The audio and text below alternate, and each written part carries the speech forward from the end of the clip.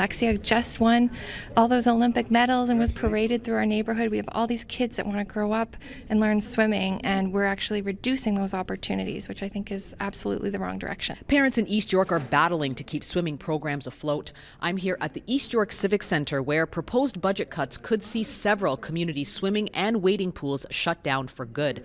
Parents now upset that the exact programs getting chopped have not been announced, leaving them in limbo and wondering if the city is hiding something. I'd like to see this council maintain our recreation programs.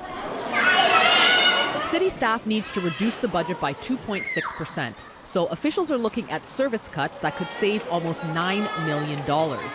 East York parents say community swimming and wading pools should not be included in these cuts, which would force families to relocate to other recreation centers.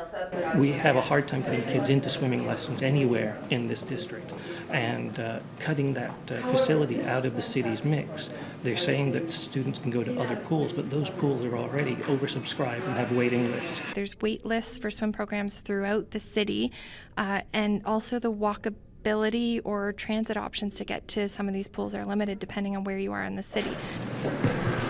Mayor Tory was at the meeting to weigh in on the budget talks and says nothing has been approved at this point. I think what is put forward is the notion that you could save some money if you chose to, to modify the program offerings at some of these pools, either the number of pools or the types of programs. But again, none of these things have been decided upon. Thank you.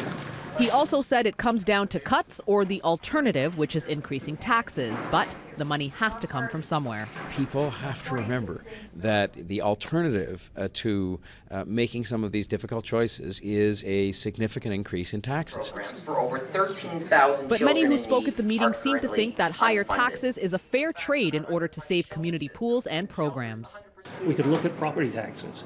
The city manager, the last two city managers have said that we need to increase property taxes by about 4% a year rather than the 2% that the mayor has been asking for. As a homeowner, I'm willing to pay more in property taxes to have access to good programming and for programming that benefits the city as a whole and not just me as a private homeowner.